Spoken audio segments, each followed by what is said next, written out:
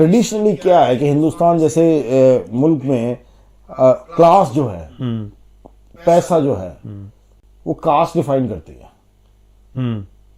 बहुत कम ऐसा होता है, ये तो भला हो रिजर्वेशन का थोड़ा, थोड़ा चेंज, जिसकी वजह से कि एक कम्युनिटी जो कि इतना बड़ा परसेंटेज होल्ड करती है पॉपुलेशन का, उसको रिप्रेजेंटेशन मिलनी शुरू हुई है।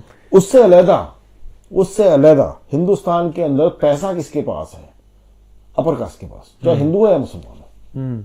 और बोले सर, नहीं, मैं पैसा प्लस जो प्रोफेशनल रिसोर्सेज लगा लो, जो जॉब आईएएस जैसी जॉब, जो सिविल सर्विसेज वाली, जो इसमें भी जो भरे हुए हैं, जो अगर वास्ट मेजोरिटी देखें तो वही हैं जो अपर कास्ट वाले लोग। बिल्कुल, क्योंकि रिसोर्सेज आइदर वे, मतलब हिंदू और मुसलमान दोनों।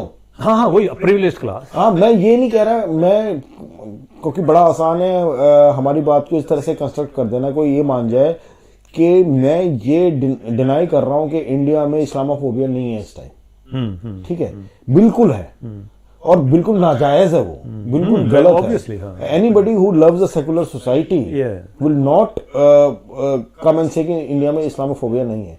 बट ये बात भी at the same time accept करनी बहुत जरूरी है कि एक्चुअली में there is a caste war happening.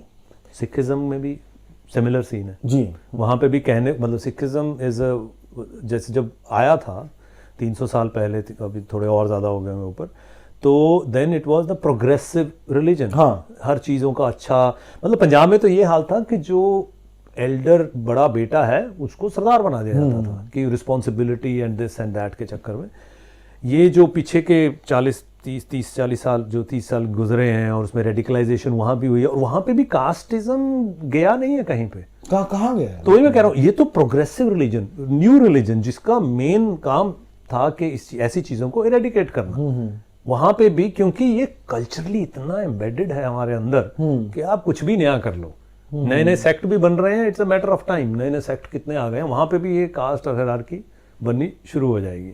आपने बात की ना गटर साफ करने वाली, मुझे तब यह ध्यान में आया, वो ही प्रिविलेज क्लास जब यहाँ आती है ना, तब वो अपने गटर, अपने टॉयलेट, अपने सब कुछ साफ करते हैं, सब करते हैं। हाँ। तो ये थोड़ी सी बेनिफिट जरूर हुई। वही मुझे समझ नहीं आता कि जब आप ये खुद कर रहे हो, आप तब उनको मुश्किल होती है शुरू में आने में, मैं करूंगा साफ, अपने टॉयलेट मैं करूंगा साफ, लेकिन वो धीरे धीरे वो अपने लिए नॉर्मलाइज कर लेते हैं। लेकिन वो उसको एक्स्ट्रापोलेट नहीं करते कि भाई जब इंडिया में जो तीसरा चौथा बंदा आपके लिए कर रहा हो और आपको उसकी शक्ल भी याद नहीं है कि वो है कौन, वो इंसान भी है कि नहीं, वो कैसे इस डायकोटमी से रहते हैं।